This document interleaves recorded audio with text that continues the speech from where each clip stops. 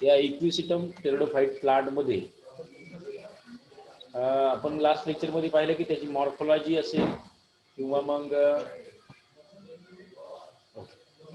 तर याच्यामध्ये ही जी काही मॉर्फोलॉजिकल कॅरेक्टर्स आहेत इक्विसिटम मध्ये आपण बरेचसे काही जनरल कॅरेक्टर्स सुरुवातीला पाहिले आणि मॉर्फोलॉजिकल कॅरेक्टर मध्ये असं पाहिलं की हॉर्स टेल स्ट्रक्चर आपल्याला सुरुवातीला या इक्विसिटमच्या स्पोरोफाइट डेव्हलपमेंट मध्ये पाहायला मिळतं आणि त्यानंतर या प्रकारचं त्याचं जे काही प्लांट बॉडी आहे ही आपल्याला पाहायला मिळते. ही स्पोरोफायटिक प्लांट बॉडी आहे ज्यामध्ये रायझोमॅटस स्टेम आहे, रायझोमच्या स्वरूपामध्ये, त्यानंतर रूट्स आहेत, त्या स्टेमवरती स्पोरोफाइट या प्रकारे डेव्हलप होत असतो आणि हा स्पोरोफाइट जो आहे तो नोड इंटरनोड रिजन किंवा त्याला सर आवाज नाही येऊन राहिला.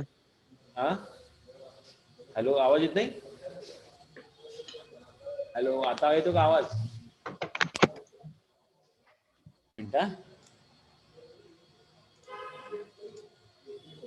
गजानन जॉईन होऊन राहिला त्याच्यामुळे आवाज येत नसा. आता आवाज येतो का?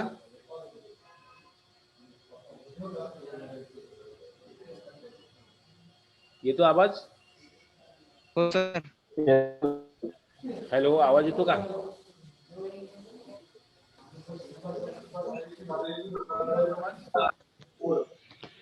बर ठीक आहे. बर ठीक आहे.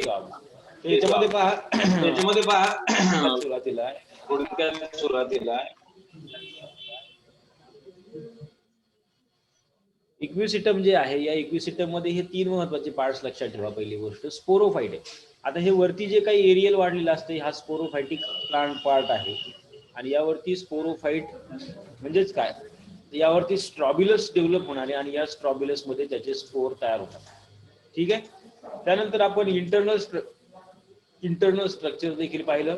जे काही रूट असेल त्या रूटचं स्ट्रक्चर पाहिलं, रायझोमचं स्ट्रक्चर पाहिलं. स्टेम मध्ये दोन प्रकार आपण पाहिले. एक आहे रायझोमॅटस स्टेम किंवा ज्याला आपण म्हणूया अंडरग्राउंड स्टेम, हा, आणि एक त्या जमिनीच्या वरती येणार आहे या प्रकारचं स्टेम. बरोबर. त्या स्पोरोफाइटला असे दोन प्रकारचे स्टेम आपल्याला पाहायला. आता हे वर आलेलं जे काही स्टेम आहे या स्टेमचं जर काही सेक्शन घेतला तुम्ही तर तुम्हाला साधारणतः याप्रमाणे त्याची इंटरनल मॉर्फोलॉजी असलेली आपल्याला पाहायला मिळते. त्यानंतर पुढे जाऊन जर पाहिलं तुम्ही तर याच्यामध्ये ह्या इक्विसिटम मध्ये जर बघितलं तर जे काही लिव्ज आहेत हे स्केली लिव्ज आपल्याला याच्यामध्ये पाहायला मिळतात की जे प्रत्येक नोडला साधारणतः 2 ते 3 लिव्ज किंवा काही स्पेसिस मध्ये युज्युअली जवळपास 40 लिव्ज पर्यंत आपल्याला हे स्केल टाईप लिव्ज आपल्या याच्यामध्ये पाहायला मिळतील. पण याच्यामध्ये असं दिलंय की जेवढ्या काही रिजेस त्याच्यावरती आहेत तेवढ्याच प्रमाणामध्ये हे स्केली लिव्ज आपल्याला त्याच्यामध्ये पाहायला मिळतात. हॅलो, अरे मायाला जॉईन करायला सांग लेक्चरसाठी. तर याच्यामध्ये पहा रिप्रोडक्शन महत्वाचा पार्ट आपण काल डिस्कस करत होतो आणि रिप्रोडक्शनच्या वेळेला ऍक्च्युअली या इक्विसिटमची जी काही लाईफ सायकल आहे ह्या रिप्रोडक्शन करण्याची ही त्याच्या गॅमेटोफाइट पासून सुरुवात होते. म्हणजे काय होते पहा, आफ्टर रिप्रोडक्शन या प्रकारचे हे स्पोरोफाइट किंवा ज्याला आपण म्हणूया स्ट्रॉबिलस या प्लांट वरती डेव्हलप झालेले आपल्याला दिसतात. बरोबर.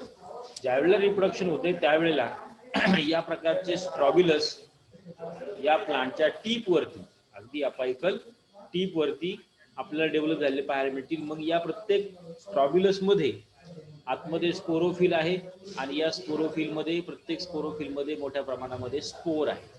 राईट. त्या स्पोर्सला इलॅटर्स आहेत. इथपर्यंत आपण काल पाहिलं होतं.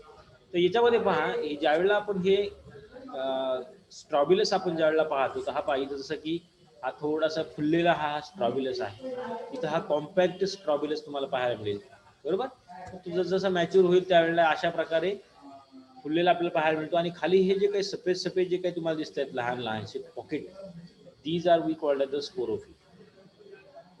हे स्पोरॅन्जिया आहेत या ठिकाणी आणि हे स्पोरॅन्जियामध्ये ऍक्च्युली आपल्याला स्पोर्स मोठ्या प्रमाणामध्ये तयार होतात. ठीक आहे. अशा प्रकारचं स्ट्रक्चर आपल्या ह्या स्ट्रॉबिलस वरती पाहायला मिळतं की ज्यामध्ये स्पोरॅन्जिया आहे, स्पोरोफिल आहे, तर स्पोरोफिल मध्ये स्पोरॅन्जिया आहे. म्हणजे पहा हे जे काही स्ट्रक्चर याला म्हणायचं स्ट्रॉबिलस.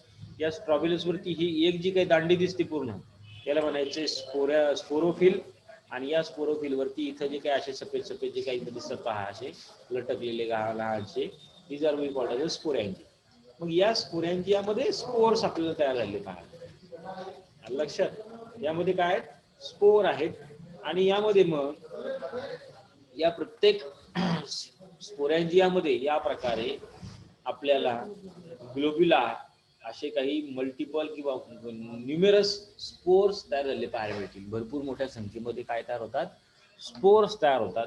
आणि मग ह्या स्पोर जे आहेत या स्पोर्सच्या आजूबाजूला किंवा या स्पोरवरती आपल्याला असे स्पून शेप, स्पून लाईक चमच्यासारखे, चमच्याच्या आकाराचे इलॅटर्स असलेले आपल्याला त्याच्यावरती पाहायला मिळते. इनिशियली सुरुवातीला हे जे काही इलॅटर्स आहेत हे या स्पोरवरती असे स्पायरली कॉइल्ड झालेले असतात आणि they helps to disperse the spores.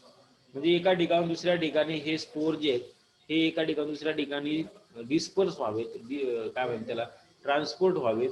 मग ते हवेच्या साह्याने असतील किंवा बाकीच्या इतर माध्यमातून असतील, ज्यासाठी आपल्याला हे स्पोर्स जे आहेत याचा आपल्याला या ठिकाणी फंक्शन पाहायला मिळतं. राईट, इलॅटर्सचं एक हे जे काही फंक्शन आहे इथं जर तुम्ही बघितलं, हा या ठिकाणी हे जे काही इलॅटर्स आहेत स्पून लाईक इलॅटर्स आहेत. तुम्हाला मी एक छोटासा व्हिडिओ दाखवतो, 1-2 मिनिटं थोडंसं तुम्ही वेट करा.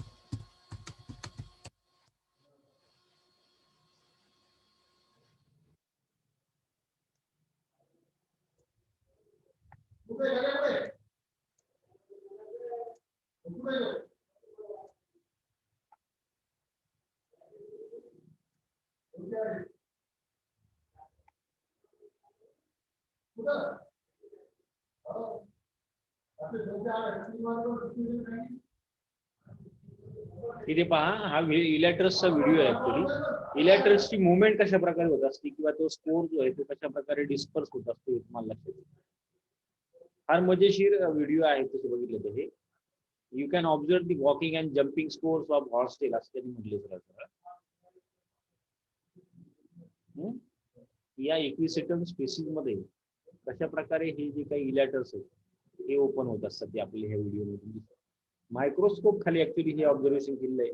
हे अंतर्विधी दिले बघा इथे साधारणतः 0.05 मिलीमीटर एवढं लहानसं अंतर आपल्याला याचं पाहायला.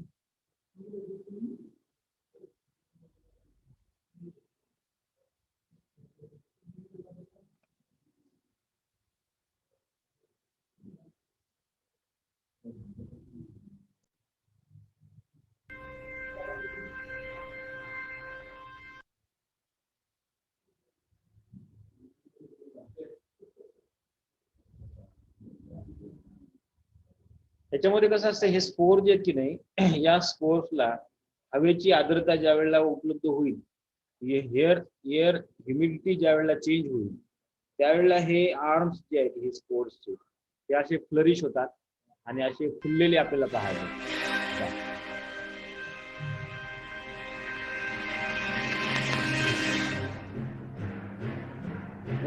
अशा पद्धतीने फटकन ते फुलतात आणि त्या स्वरूपामध्ये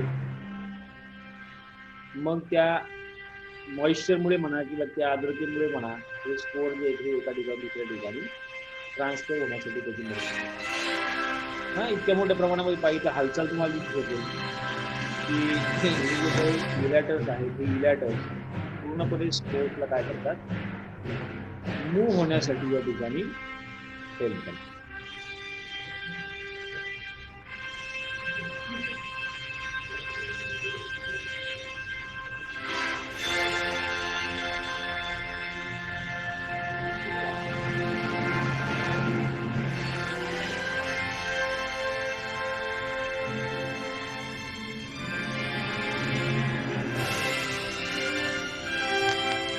म्हणजे जवळपास हे स्पोर जे आहेत हे स्पोर रिअली एका असे जम्पिंग या ठिकाणी झालेलं आपल्याला पाहायला मिळतं.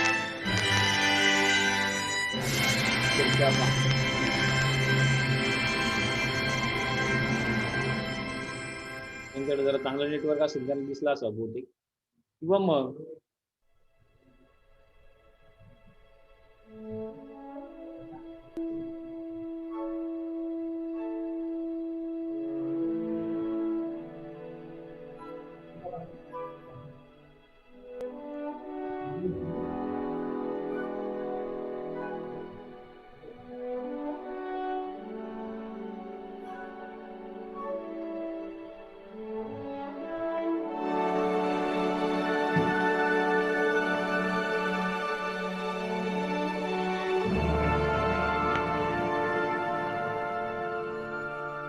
सुरुवातीला असे ते सरफेसला चिटकतात आणि नंतर मग अशी क्विकली ती अशी जम्प घेतल्यासारखं आपल्याला पाहायला मिळते. म्हणजे बा तुम्ही म्हणाल की प्लांट मध्ये मुवमेंट नाही आहे की नाही, प्लांट मध्ये बऱ्याच वेळेला असं वाटतं की प्लांट हालचाल करू शकत नाही, पण मात्र अशा पद्धतीने हे प्लांट जे आहेत हे हालचाल मात्र करू शकतात. आता थोडंसं व्यवस्थित तुम्हाला दिसेल पाहायला, तुम्ही पुन्हा एकदा व्हिडिओ लावलाय, बारकाईने आपण पाहूया. मजेशीर गोष्ट आहे बघा. तुम्ही सुद्धा नंतर वाटलं काय करा, गुगलवरती सर्च करा इलॅटर मुवमेंट्स इन इक्विसेटम किंवा मुवमेंट ऑफ इलॅटर्स इन इक्विसेटम. छान छान व्हिडिओ येते, सहजासहजी तुम्हाला हे पाहायला मिळेल आहे की नाही. डान्सिंग किंवा आपल्याला ज्याला म्हणूया आपण जम्प या ठिकाणी या स्पोर्ट्सची झाली.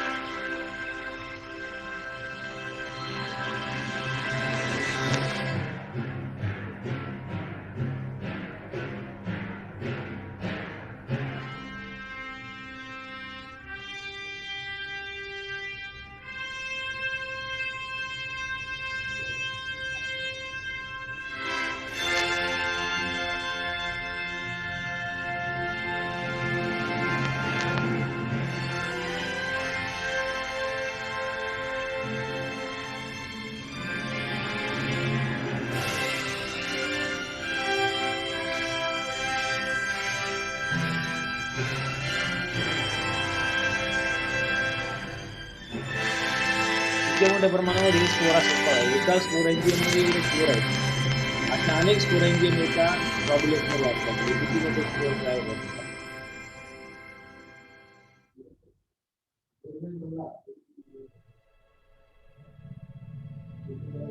उघडले. ते उघडल्यानंतर एक सरफेसला एखादा कुठला तरी पार्ट टिकतो आणि नंतर क्विकली त्या ठिकाणी जम्प घेतो.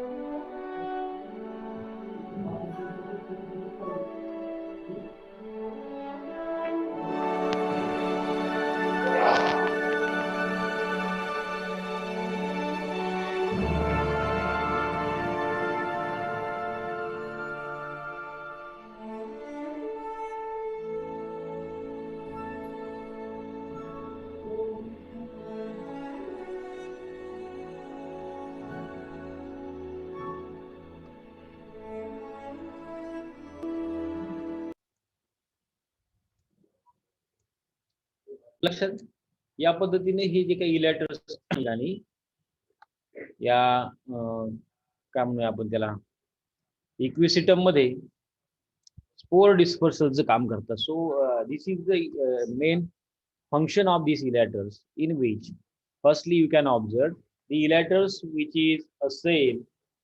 Okay, elaters जे ते काय करतात, they are hygroscopic, therefore they will change shape in response to change in moisture. ज्याप्रमाणे मॉइश्चर म्हणजे काय की ज्याप्रमाणे आर्द्रता जशी जशी बदलेल, आर्द्रता वाढली की त्याची त्या ठिकाणी साईज आपल्याला वाढलेली पाहायला मिळते. So they can change in response to moisture in the environment, and the elaters come in a variety of forms, but they are always associated with plant spores.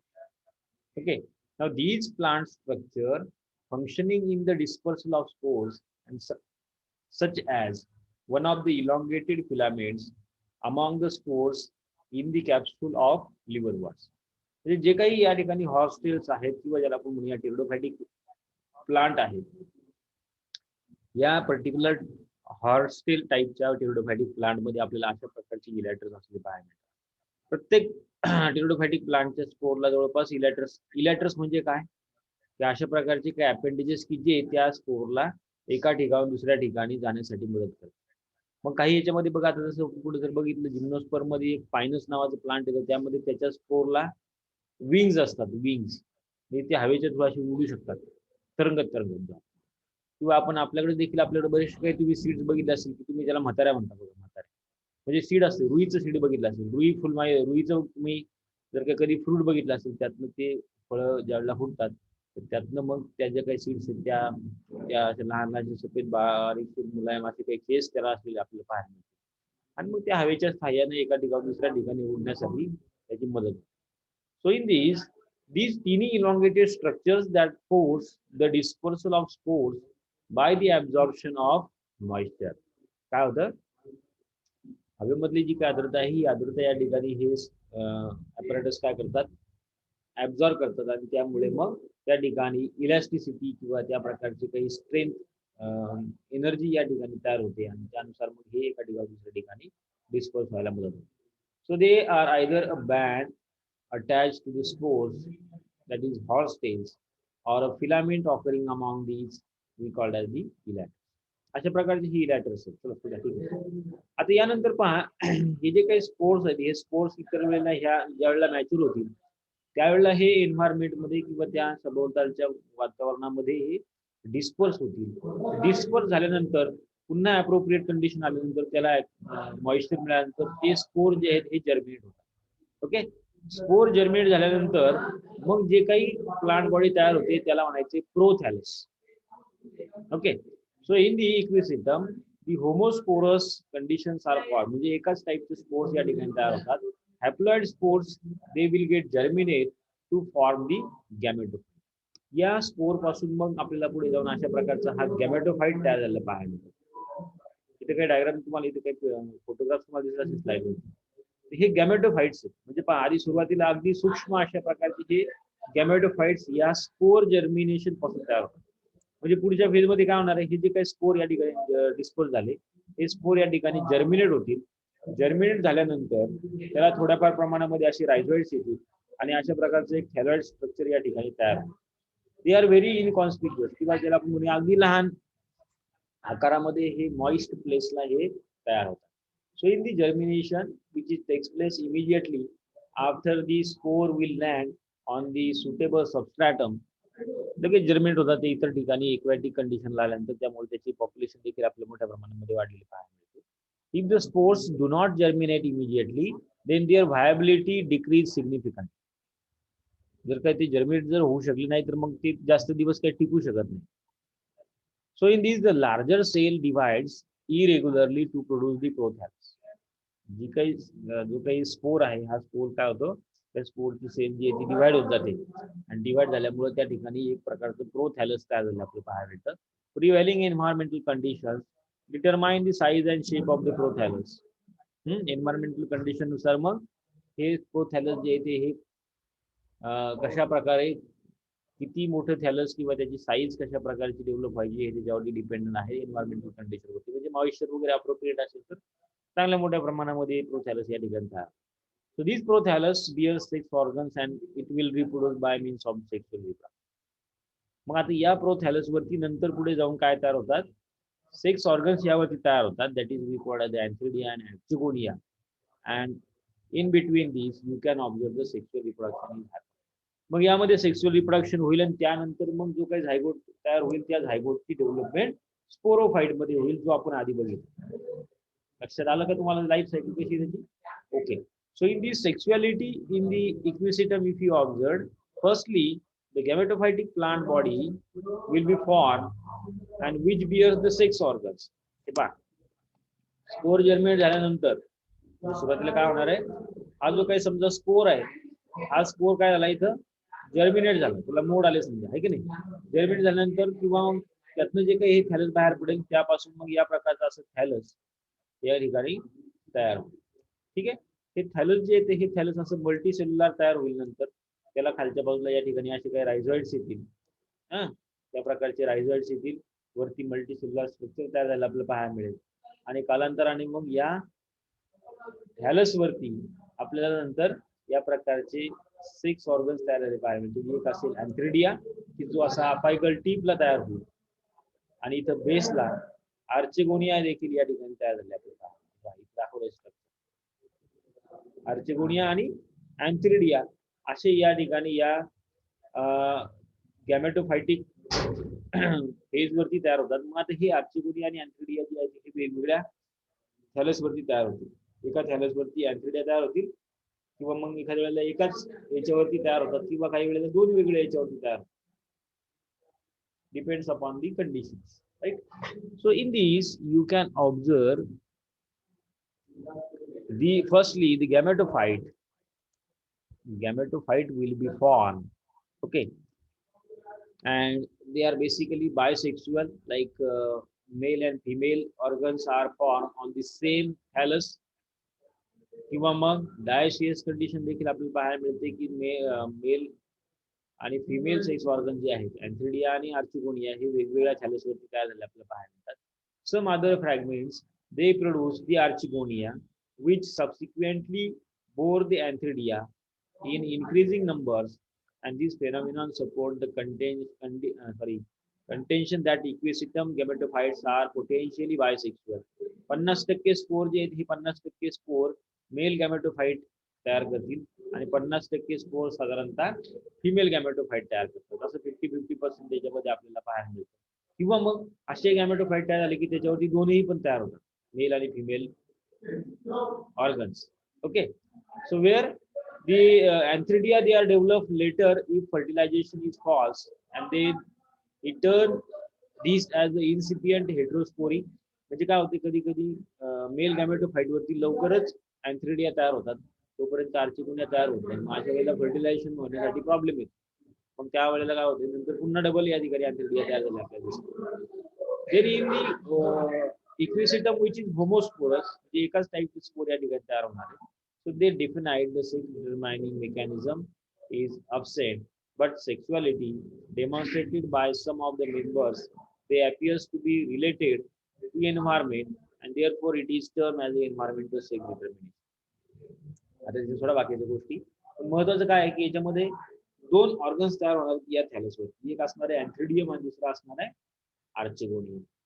मग आता बघा अँथ्रिडियम जो आहे तो कसा तयार होणार आहे, तो मोनोशियस स्पेसिस जे आहेत यावरती antheridia will develop later than the archegonia. म्हणजे सुरुवातीला आर्चिगोनिया डेव्हलप होतात त्यानंतर अँथ्रिडिया डेव्हलप होतात. So they are of two types, projecting types and embedded types. Projecting means what, की त्या टिपला या थॅलसच्या या ठिकाणी टोकावरती या ठिकाणी तयार होणार आहे, आणि काही एम्बेडेड म्हणजे आतमध्ये तयार होणार. ओके, यामध्ये पहा Anthridia they first appears on the lobes of the gametophyte. जे काही लोब्स आहेत यावरती पहिल्यांदा अँथ्रिडिया या ठिकाणी तयार झाले आपल्याला दिसतील. Periclinal division of the superficial anthridial initial gives rise to jacket initial and the androgonial cells also. Now the jacket initial divides anticlinally to form single layer jacket किंवा त्याप्रमाणे सेल डिव्हिजन होऊन फायनली आपल्याला या ठिकाणी अँथ्रिडियम तयार झालेला आपल्याला या ठिकाणी दिसतं टीपला. बरोबर. मग या अँथ्रिडियम मध्ये काय antherozoids. So at the apical part of the antherozoids which is spirally coiled, where the lower part is some extent expanded. Each anthrizoid has about 120 flagella. 120 फ्लॅजेला या प्रत्येक अँथ्रिझॉइड्सला आपल्याला असले पाहायला मिळतात. आणि मग हे अँथ्रिझॉइड जे हे अँथ्रिडिया करून इथून या ठिकाणावरून डिस्पर्स होतील पाण्याच्या साह्याने, वॉटरच्या साह्याने हे कुठपर्यंत येऊन पोहोचतील, समोर असणाऱ्या आर्चिगोनियम पर्यंत येऊन पोहोचतील. इथं पहा एका या आर्टिफिशियल मीडियावरती या ठिकाणी याचे स्पोर जर्मिनेशन होऊन या ठिकाणी काय तयार झालंय, गॅमेटोफाइट तयार झालाय. या गॅमेटोफाइट मध्ये लगेच या ठिकाणी बघा सेक्शुअल रिप्रोडक्शन होऊन काही ठिकाणी आपल्याला याप्रमाणे यंग स्पोरोफाइट देखील या ठिकाणी डेव्हलप व्हायला सुरुवात झाली आपल्याला दिसते. ठीक आहे नाही. खाली इथे रायझॉइड्स बघा एवढ्या मोठ्या प्रमाणामध्ये रूट्स आहेत आणि हे बाकीचे स्ट्रक्चर असं तयार झालं आपल्याला दिसतं.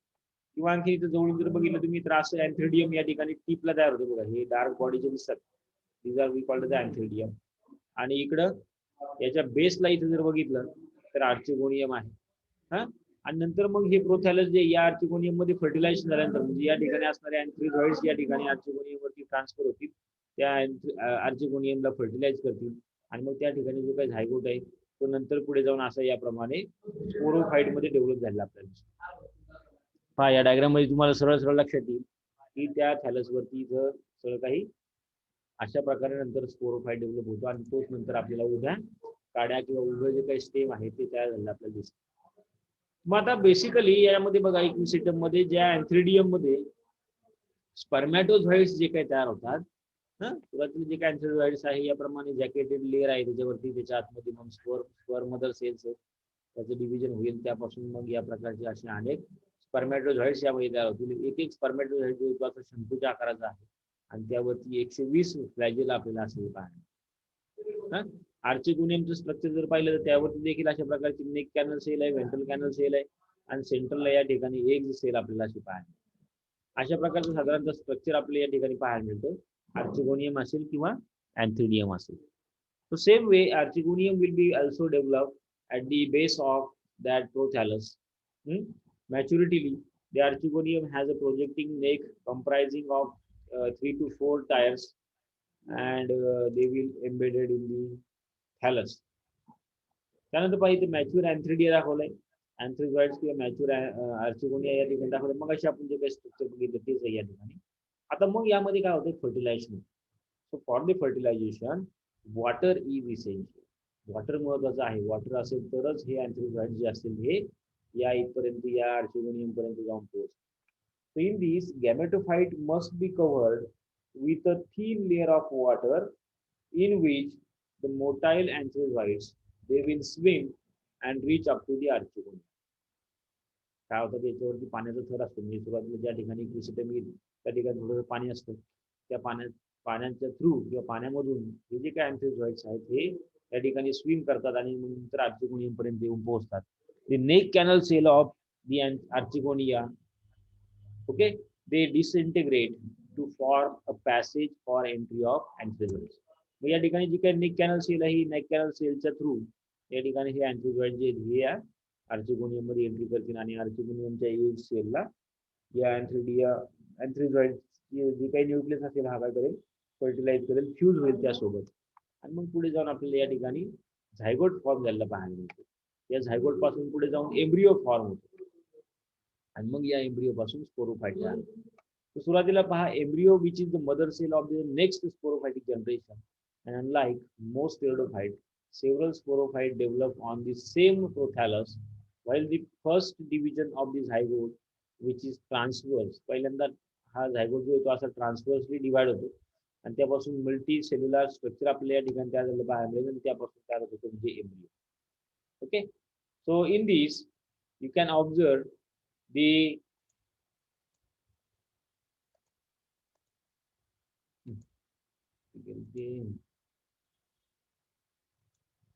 ठीक आहे, लाईफ सायकल मध्ये बघूया आपण. मला लक्षात येत आहे, एक मिनिट.